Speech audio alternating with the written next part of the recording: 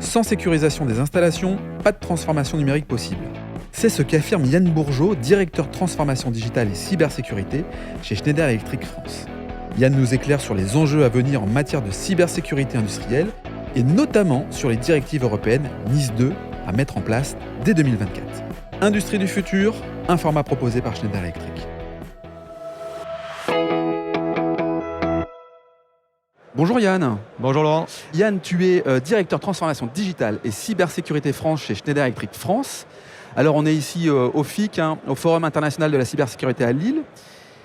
Et on est quand même dans un environnement aussi industriel. On voit bien que le monde industriel est passé du 8e secteur le plus touché par les cyberattaques en 2019 au 2e en 2021.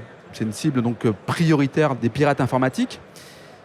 Et pour ça, il y a les députés européens qui ont voté le 10 novembre 2022 la directive NIS 2 qui vise à harmoniser et à renforcer la cybersécurité du marché européen. Celle-ci doit être effective à la fin du premier trimestre 2024. Alors Yann, quand on est un acteur industriel comme Schneider Electric, la place de la cybersécurité est avant tout centrale. Est-ce qu'on pourrait dire que la cybersécurité est la condition préalable à la création de valeur ? Alors oui, de toute manière, sans sécurisation des installations, pas de transformation numérique dans les entreprises, évidemment. On est obligé, nous sommes obligés de connecter, et c'est le cas déjà chez Schneider avec nos 200 usines, Ouais. connecter l'ensemble de nos usines pour récupérer la donnée. C'est l'or noir aujourd'hui de cette transformation numérique. Et finalement, en connectant nos usines, on s'expose. Donc nécessairement, si la cybersécurité est traitée a posteriori, on a un fort risque d'attaque, un fort risque de passage à l'échelle dans l'ensemble des solutions qu'on cherche à déployer. Aujourd'hui, cette transformation numérique, c'est clairement un enjeu de compétitivité pour les entreprises. Et l'ensemble des technologies mises en œuvre, notamment grâce à la cybersécurité, la gestion d'administration centralisée, etc., Oui. tout ça, c'est finalement aussi un accélérateur au déploiement des solutions digitales.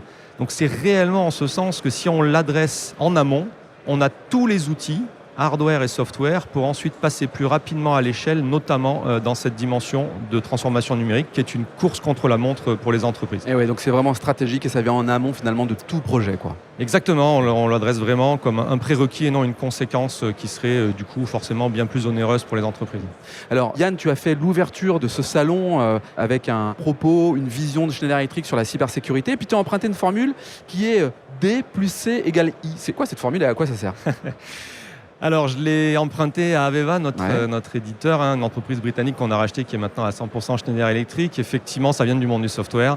Et ben, c'est finalement la donnée et son contexte devient une information. Ok. Donc, une donnée sans contexte, finalement, Ça ça sert à rien. sert à rien. Ouais. En tout cas, il y a peu de valeur. Pourquoi ? Parce que dans une usine, dans une entreprise, dans un bâtiment quel qu'il soit, les personnes qui ont à intervenir ont besoin d'informations, c'est-à-dire de données contextualisées pour prendre des décisions. Ouais. Et donc ça veut dire que grâce à des plateformes de données, notamment, on va pouvoir agréger des données de tout type. Aujourd'hui, des données de consommation énergétique, des données de production industrielle, demain des données RH, etc. pour finalement, en mettant ces données dans un même contexte, prendre des décisions et anticiper un certain nombre d'actions.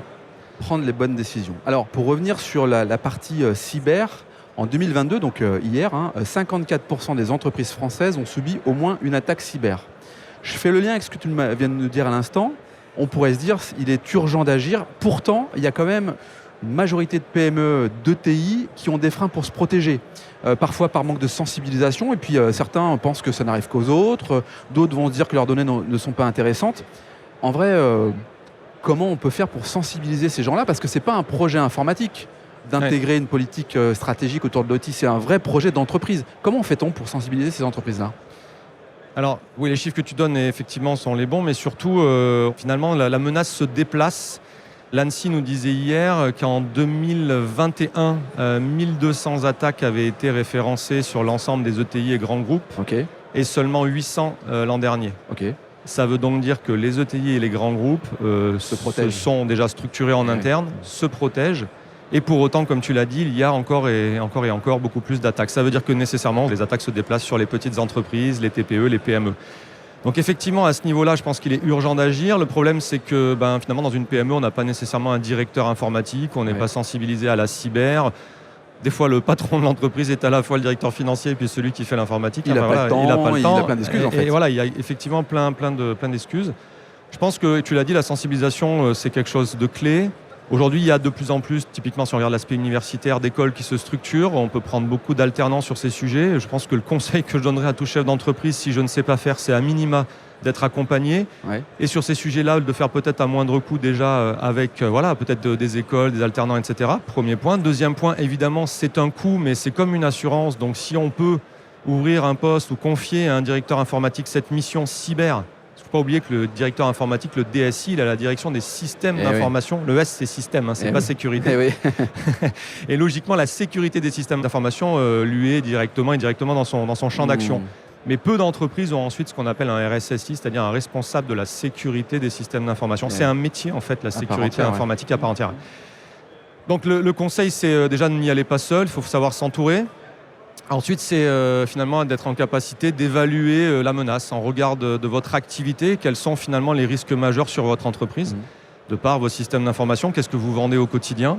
De toute manière, la loi, la directive NIS 2, telle que tu l'as mentionné, arrivera début 2024 et elle concerne quand même 10 fois plus d'opérateurs qui vont avoir l'imposition finalement de sécuriser leurs installations globales. C'est pas que les systèmes industriels, mais donc même les entreprises qui aujourd'hui pensent y échapper vont peut-être demain avoir une imposition.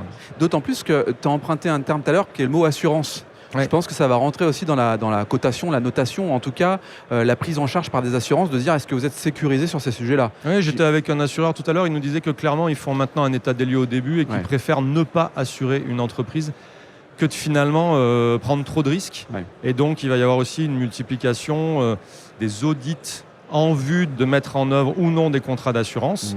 Donc, la cyberassurabilité, on va l'appeler comme ça.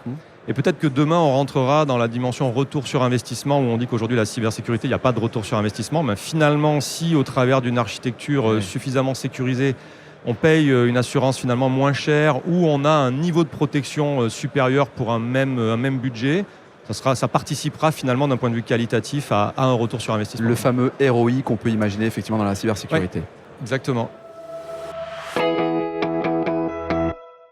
Yann, on le voit bien, la cybersécurité évolue très très vite. Entre l'année dernière, 2022, et aujourd'hui 2023, est-ce que toi, tu es témoin d'une évolution de la part d'un marché qui évolue, des demandes de clients? Enfin, comment tu vois les choses par rapport à ça? Alors là, clairement, cette année, c'est une accélération finalement des personnes qui viennent pour le secteur OT. Ouais. On a vu ça tout à l'heure avec les organisateurs du FIC. L'an dernier, c'était 3000 personnes finalement qui avaient, lorsqu'ils se sont inscrits, coché un intérêt fort et vouloir rencontrer des personnes, des spécialistes et faire des tables rondes sur le domaine de l'OT. Cette année, c'est plus de 9000, donc x3. Donc ça monte vraiment, et 9500 exactement sur 19 000 participants. Donc c'est-à-dire qu'une personne sur deux, personne sur deux est venue en disant dans les deux sujets prioritaires que je veux voir adressés aujourd'hui, c'est la partie industrielle. Et ce qui est en lien finalement avec le nombre d'attaques par an, c'est-à-dire 50% des entreprises se font attaquer, quoi. Ouais, c'est ça. Et puis aujourd'hui l'IT est relativement protégé dans les usines ou de manière générale dans les installations, pas forcément que les usines. Par contre, sur la partie dite OT, c'est-à-dire tout ce qui permet de produire et finalement ce qui va permettre d'amener du cash à l'entreprise, finalement, là, il y a très peu de sécurité qui est mise en place. Aujourd'hui, c'est ce qu'on voit en termes de transfert, là, de prise de responsabilité. Le monde OT est vraiment ce sur quoi se focalisent aujourd'hui les directions informatiques et la direction des sécurisations des installations. Conclusion, chères entreprises, venez sur ce salon, rapprochez-vous des équipes de Schneider Electric pour pouvoir en tout cas anticiper et écrire l'avenir de manière sereine, quoi. Oui, et puis peut-être un petit cocorico quand même, puisque nous sommes une entreprise française en France. On est le seul équipementier à avoir à la fois les produits certifiés par l'ANSSI et les équipes services qui soient qualifiées par l'ANSSI. Encore une fois, l'ANSSI, c'est le gendarme du numérique, c'est le gouvernement. Et aujourd'hui, au travers de nos offres AVEVA, qui sont aussi certifiées par le gouvernement, encore une fois, nos produits, nos automates et nos équipes, finalement, un client peut venir voir Schneider et avoir une cybersécurité de bout en bout. Donc on est fiers. Nos concurrents outre-Rhin et les autres n'ont pas cette chance. On a fait un gros travail sur ces sujets-là depuis plus d'une dizaine d'années maintenant. Et aujourd'hui, ça paye en termes de différenciation sur le marché, c'est vrai. Eh bien, tu as raison de le proclamer haut et fort. Merci Yann, merci d'avoir participé ici en direct du FIC au podcast Industrie du futur, un format proposé par Schneider Electric. Merci à toi Laurent, à bientôt. Si cet épisode vous donne envie d'aller plus loin, c'est l'occasion d'en parler à Antoine Chart, directeur national des ventes. Bonjour Antoine. Bonjour Laurent. Antoine, peux-tu nous dire comment passer de l'idée aux actes lorsque l'on veut se transformer ? Laurent, c'est très simple. Les sujets de transformation digitale, de décarbonation et d'électrification sont au cœur de la stratégie Schneider Electric. Et comme on a pu l'entendre dans ce podcast, L'ambition de Schneider Electric est d'accompagner les entreprises du territoire sur ces enjeux de transformation. Pour entrer en contact avec nous, rien de plus simple, le site internet www.se.com ou mon profil LinkedIn où je me ferai un plaisir de vous répondre. C'est très simple. Merci Antoine. Merci Laurent.